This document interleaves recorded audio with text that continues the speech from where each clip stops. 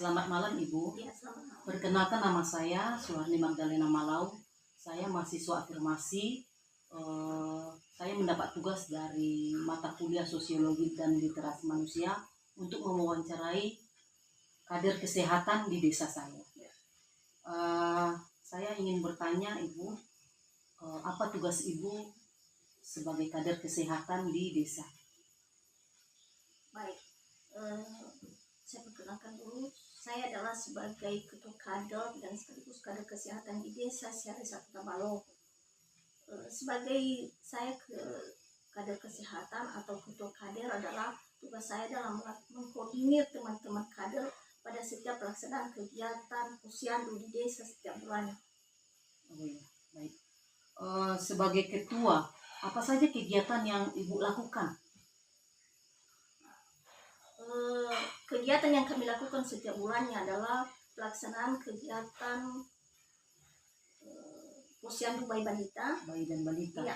Ya. Kedua, pelaksanaan kegiatan kelas ibu hamil. Kelas ibu hamil. Selanjutnya, pelaksanaan kegiatan posbindu dan posyandu lansia. Itu berapa kali dalam 1 minggu atau 2 minggu atau berapa kali dalam 1 bulan? Nah, pelaksanaannya ya. 1 kali dalam 1 bulan pelaksanaan kegiatan tersebut. Apa saja kegiatan-kegiatan dalam posyandu itu Bu? Apa pemeriksaan bayi dan balita ya? Ya. Berarti pengukuran bayi ya, pengukuran tinggi badan ada? Ada. Kegiatan kami dalam pelaksanaan kegiatan posyandu di setiap bulannya, pertama kami melaksanakan 3 tahap. Pertama ya. Kami ada briefing sebelum hari H. Iya. Itu melakukan kegiatan-kegiatan seperti mencek semua peralatan, mempersiapkan peralatan. Kedua, membagi tugas-tugas kader pada setiap pelaksanaan pada hari H. Selanjutnya, mempersiapkan seperti apa menu PT yang akan kami berikan kepada bayi dan balita. Iya. Langkah kedua pada hari H pelaksanaan. Pada pelaksanaan kegiatan kami ada 5 langkah. Yaitu pada langkah pertama ada pendaftaran. Di pendaftaran kami mendaftarkan semua sasaran. Kami membagi teman-teman kader yang 5 orang dalam setiap langkah tersebut. Pada pendaftaran pertama, langkah pertama laksanakan pendaftaran. Pada pendaftaran itu mendaftarkan sasaran. Iya. Bayi balita, ibu hamil, posbindu dan lansia. Selanjutnya pada langkah kedua kami melakukan pengukuran dan penimbangan. Melakukan pengukuran penimbangan berat badan, pengukuran melakukan kegiatan seperti tinggi badan dan panjang badan, pengukuran lingkar lengan dan lingkar kepala untuk bayi balita. Begitu juga untuk ibu hamil kami lakukan pengukuran tentang seperti lingkar lengan, berat badan, tinggi badan, dan pemeriksaan HB jika ada. Selanjutnya pada posbindu dan lansia kami melakukan kegiatan seperti pemeriksaan pengukuran apa dulu pertama melakukan penimbangan ya. Berat badan, tinggi badan. Selanjutnya mengukur lingkar perut. Iya. Selanjutnya pemeriksaan tentang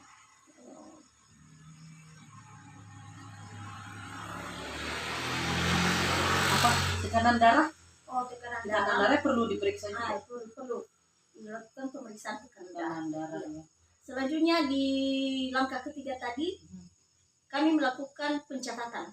Di pencatatan kami melakukan mencatat semua hasil pengukuran tadi di buku register. Selanjutnya dicatat juga di buku KNS jika bayi-bayi. Itu juga untuk ibu hamil dan lansia.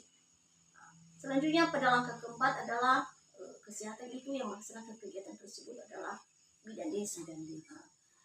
Di langkah kelima adalah penyuluhan.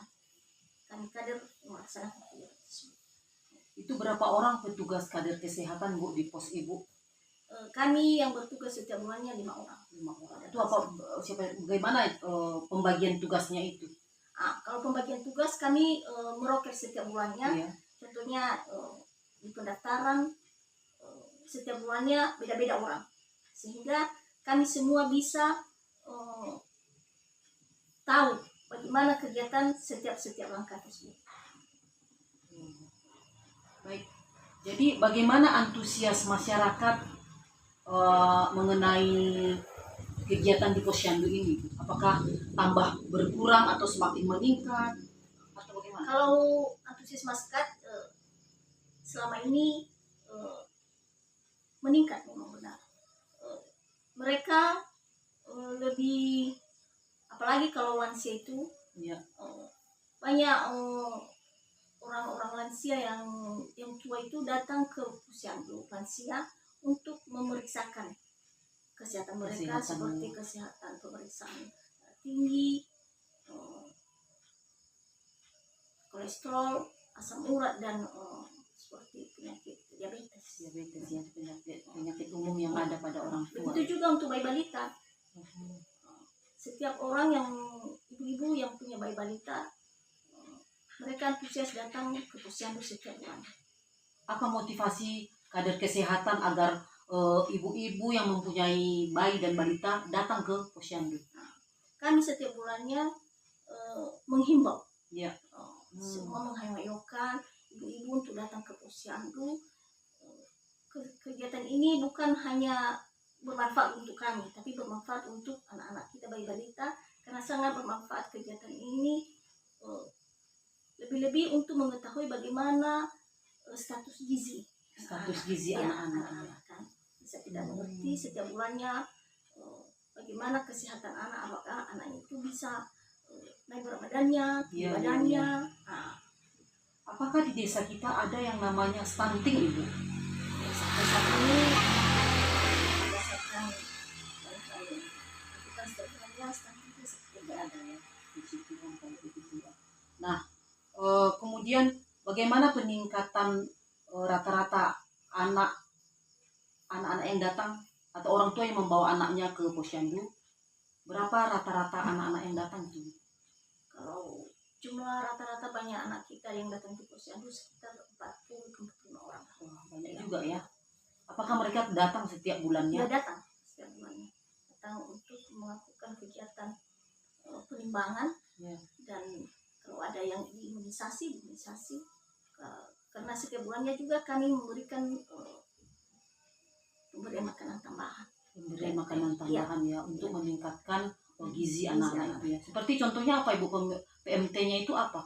Seperti bubur kacang. Kacang ya. Kacang itu setiap bulannya.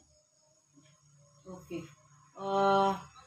Apakah bagaimana cara memberitahukan bahwa ada kegiatan di Posyandu yang Ibu pimpin?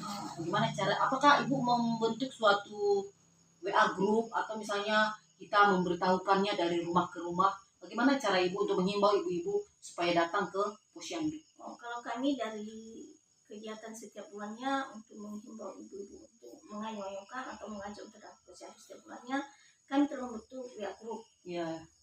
Selanjutnya jika kadang ada orang tua yang nggak punya WA. Iya.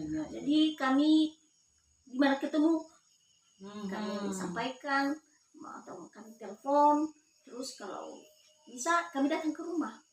Kami kasih tahu bahwa pada hari ini, tanggal ini ada kegiatan pelaksanaan Posyandu. Baik. Mudah-mudahan pada sampai saat ini memang kita dengar bahwasanya warga masyarakat berbondong-bondong ke Posyandu ya. Itu menandakan bahwa masyarakat antusias ingin mengetahui pertumbuhan perkembangan anak-anak mereka. Kemudian semacam ibu hamil. Apakah ibu hamil juga ada penanganan tersendiri? Kalau ibu hamil, kami melaksanakan kegiatan kelas ibu hamil. Kelas ibu hamil ada ya? Ada kegiatan kelas ibu hamil. Di kelas ibu hamil juga mereka dilakukan kegiatan seperti penimbangan berat badan, tinggi badan, pengukuran lila, dan selanjutnya pemeriksaan HB kalau ada. Nanti ada kelas ibu hamil yang bidan desa menyampaikan bagaimana langkah-langkah Ya. jika terjadi berbagai seperti risiko kehamilan. Nah, di situ nanti di kelas ibu hamil bidan desa menyampaikan bagaimana apa yang harus dilakukan ibu hamil tersebut jika terjadi hal-hal seperti itu. Berarti mereka dibawa kemana itu, Bu? Dianjurkan atau direkomendasikan kemana kalau terjadi resiko pada ibu hamil? Bidan desa merujuk ke Puskesmas terdekat ya.